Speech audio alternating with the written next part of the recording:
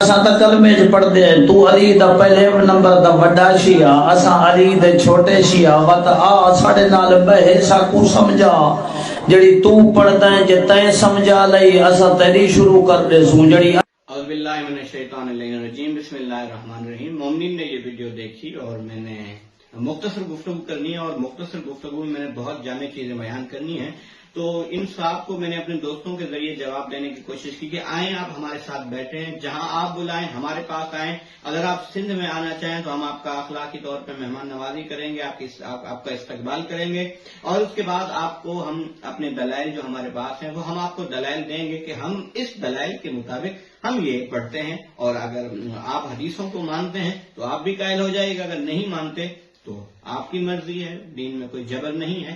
اگر آپ ہمیں وہاں بلانا چاہیں تو ہم وہاں پہ بھی حاضر ہیں۔ میں نے کئی بار آپ سے رابطہ کرنے کی دوستوں کے ذریعے کوشش کی، لیکن آپ کی طرف سے جواب نہیں آیا، تو میں آج ویڈیو بنا رہا ہوں۔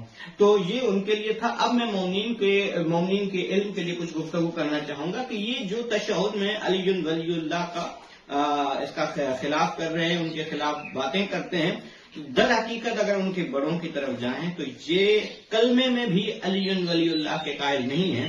اس کے میں ثبوت کے لیے یہ توضیح المسائل آغا سیستانی صاحب کے میرے سامنے موجود ہے۔ یہ جو جامع تعلیمات اسلام پاکستانی جو ہے یہ ان کے تحت جو ہے یہ ادارہ چلتا ہے، اور اس ادارے کی طرف سے یہ توضیح المسائل چھپی ہے کہ جس کے کلمے میں بھی علی ولی اللہ نہیں ہے۔ ایک بات، اس کے علاوہ آذان میں یہاں پہ میرے سامنے آغا خامنہئی صاحب کی توضیح المسائل میرے سامنے موجود ہے، جن کی اگر آپ ترتیب میں صفحہ اسکرین پہ آپ ترتیب دیکھیں تو اس ترتیب کے بھی جو آپ دیکھیں گے تو ترتیب میں بھی علی ولی اللہ کی آذان نہیں ہے۔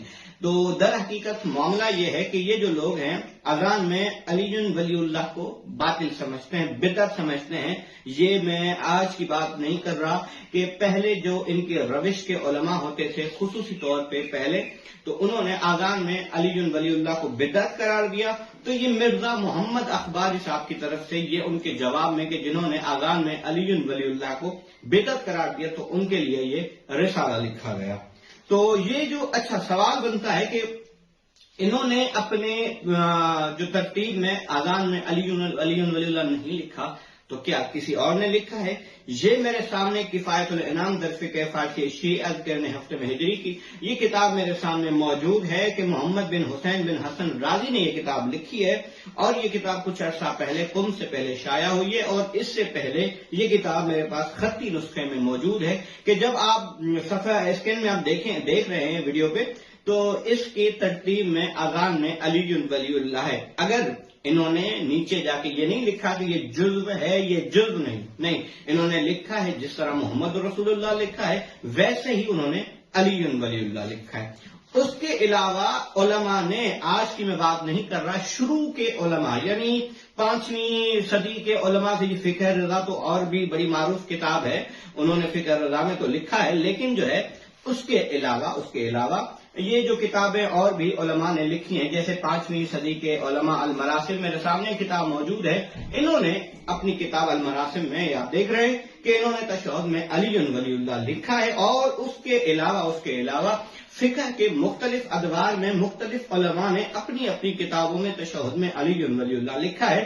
دوسری فقہ کی کتاب فقہ کامل فارسی ہے، علامہ حکیم مجلسی صاحب کی ہے، انہوں نے لکھا، اور اس کے بعد جو ہے علماء نے اپنے ابحاث میں جو ان کا بحثیں ہوتی ہیں، اس بحث میں کوئی عروۃ الوثقیٰ کے نام سے چھپتی ہے، کوئی کس نام سے چھپتی ہے، تو ان میں تمام علماء نے علی ولی اللہ کو لکھا ہے۔ جیسے کہ میرے سامنے آپ کے سامنے موجود ہے خلاصۃ الحقائق فی شرح الاسلام، انہوں نے لکھا ہے کہ انہوں نے صفحہ نمبر 255 پہ یہ لکھا ہے کہ وہ احسن، یہ پہلے ذکر بیان کرتے ہیں اور ذکر بیان کرنے کے بعد کہتے ہیں احسن من الجمیع ان یضاف بعد شہادت الرسول وان علی خلیفۃ، کہ تمام اذکار سے سب سے جو بہتر ذکر ہے رسالت کی گواہی کے بعد علی ولی اللہ کی گواہی دی جائے۔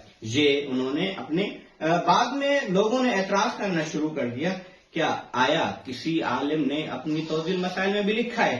تو میرے سامنے یہ توضیح المسائل، رسالہ توضیح المسائل مبشر کاشانی صاحب کا موجود ہے. انہوں نے اپنی کتاب میں علی ولی اللہ توضیح المسائل میں لکھا. اس کے بعد اور وہاں کے جہاں خصوص طور پہ یہاں کے لوگوں نے اور وہاں کے لوگوں نے مل کے ان پہ اعتراض کیا کہ بھائی آپ نے توضیح المسائل میں کس طرح لکھا ہے. تو پھر انہوں نے کیا کیا، انہوں نے مستقل اس مسئلے پہ کتاب در السمین کے نام سے یہ کتاب لکھی، اور کتاب میں لکھ کے بتایا کہ یہ شہادت ثالثہ کی گواہی یعنی علی ولی اللہ دینا چاہیے، گواہی پڑھنا چاہیے. اس کے بعد آج کے مفسر جو ہیں ان کی 25 جلدوں پہ تفسیر اہل بیت بھی ہے، اور کیا نام ہے 25 جلدوں پہ سیرت النبوی بھی کتاب بھی ہے. نجات الشہادت الثالثہ واجبہ و جزیہ، انہوں نے کتاب لکھی کہ شہادت ثالثہ واجب بھی ہے اور جز بھی ہے. کہاں پہ؟ فی الاذان والاقامۃ وتشہد الصلاۃ وصلاۃ المیت ولا یجوز، یہ بہت اہم بات ہے، ولا یجوز للفقہاء حذف شہادت الصلاۃ العقائدیہ فی الاذان والاقامۃ وتشہد الصلاۃ وصلاۃ المیت. انہوں نے کہا کہ فقہا کے لیے جائز نہیں کہ وہ شہادت ثالثہ کو اپنے عقائد میں سے، اذان میں سے اور اقامت میں سے اور نماز کے تشہد میں اور نماز جنازہ سے حذف کرے. یہ تھے ان علماء نے کتابیں لکھی. اس کے بعد شہادت ثالثہ در قرآن ہو گئی، انہوں نے بھی لکھی ہے. شناخت امیر المومنین یعنی قمر بنی عباس قمر بنی ہاشم نے بھی یہ لکھا ہے. اس کے بعد جو ہے اذان میں علی ولی اللہ کی جزئیت پر یہ نداء الولایہ فی الاذان اقام اشہد ان علی ولی اللہ سے جعفر رفیع نے بھی لکھی ہے. اس کے علاوہ شہادت ثالثہ پر عبد الحلیم گزی نے بھی یہ کتاب لکھی ہے. اور اس کے علاوہ یہ وہ کتابیں ہیں جو مستقل طور پہ علی ولی اللہ پہ لکھی گئی ہیں. شہادت ثالثہ اشہد ان علی ولی اللہ عبد الحسین رزاقی نے بھی یہ کتاب اس پہ کتاب لکھی ہے. اور اس کے علاوہ احادیث کی کتب یعنی کتب احادیث، یہ تو فقہی کتابیں تھیں. اس کے علاوہ جو حدیث کی کتابیں ہیں جیسے کہ لوام صاحب کرانی، اس کے علاوہ لوام صاحب کرانی اور دوسری کتابیں بھی نیل المرام بھی ہے، اور بھی کئی کتابیں ہیں جنہوں نے یعنی اس فقہی کتابوں میں علی ولی اللہ لکھا ہے. لوام صاحب کرانی یہ بھی تقی مجلسی صاحب کی کتاب ہے. انہوں نے اپنی یہ 8 جلدوں پر مشتمل ہے. جلد نمبر 4 پہ اشہد ان علی ولی اللہ در تشہد انہوں نے لکھا. اس کے بعد یہ تھے 400-500 سال پہلے کے علماء. ابھی ان کی حسین بروجردی صاحب کی مزار جو ہے، قبر جو ہے بی بی معصومہ کن کے بالاسر کے دروازے سے جب آپ آئیں گے تو وہاں پہ ایک مقبرہ بنا ہوئے وہاں پہ ایک قبر ہے حسین بروجردی صاحب کی. انہوں نے جامع احادیث الشیعہ میں مصباح سے اور فکر کامل سے تشہد میں علی ولی اللہ لکھا ہے. اس کے بعد ہر موضوع کے علماء نے، مثال کے طور پہ ابھی ستارہ درخشاں مدینہ حضرت ام البنین علی ربانی خلخالی صاحب کی کتاب ہے، انہوں نے بھی تشہد میں علی ولی اللہ لکھا ہے.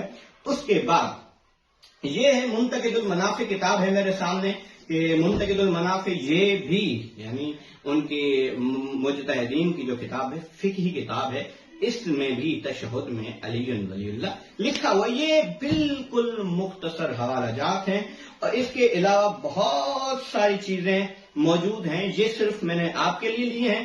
ہمارے لیے یہ کتاب احتجاج سے یہ حدیث ہمارے لیے کافی ہے کہ معصوم نے فرمایا فَإِذَا أَحَدُكُمْ لَا إِلَهَ إِلَّا اللَّهُ محمد الرسول اللہ فَلْيَقُلْ عَلِيٌّ وَلِيُّ اللَّهِ. آپ میں سے کوئی بھی جب بھی جہاں پہ بھی کہے لا الہ الا اللہ محمد رسول اللہ، اس کے لیے واجب ہے کہ فوراً کہے علی ولی اللہ. معصوم نے یہ نہیں فرمایا کہ تم اذان میں جب لا الہ الا اللہ محمد رسول اللہ کہو تو پھر وہاں پہ تم علی ولی اللہ کہو، نماز میں نہیں کہنا. نہیں، معصوم نے فرمایا جب بھی جہاں پر بھی تم کہو لا الہ الا اللہ محمد رسول اللہ، تم پر واجب ہے کہ تم فوراً کہو علی ولی اللہ. یہ معصوم نے ہمارے لیے یہی حدیث کافی ہے مولا کی ولایت پڑھنے کے لیے. اس کے علاوہ یہ کتاب علی فلسفی صاحب کی کتاب ہے، نام علی پھر پورا موضوع ہے. انہوں نے صفحہ نمبر 99 پہ یہ حدیث لکھی ہے. رسول نے فرمایا یا علی انی طلبت من اللہ ان یذکرک فی کل مورد یذکرونی. یا علی میں نے اللہ سے طلب کیا کہ جہاں جہاں پر میرا ذکر ہوتا ہے ہر اس جگہ پر آپ کا ذکر بھی ہو. تو رسول کا ذکر اگر اذان میں ہوتا ہے تو وہاں پہ امیر المومنین کا جس نیت سے رسول کا ذکر ہوتا ہے اسی نیت سے علی کا ذکر کیوں نہیں ہوتا؟ کیونکہ رسول نے تو اللہ سے طلب کیا اور اللہ نے اس بات کو قبول کر لیا. جہاں جہاں پر چاہے پھر اذان ہو، چاہے اقامت ہو، چاہے کلمہ ہو، چاہے کوئی بھی محفل ہو، کوئی مجلس ہو، چاہے نماز ہو، تشہد ہو، جہاں پر بھی رسول کی توحید کی رسالت کی گواہی دی جائے گی، رسول کی دعا پوری ہوگی، وہاں پہ علی کی ولایت کی گواہی دی جائے گی. صلی اللہ علیہ محمد وعلی محمد وعجل فرج.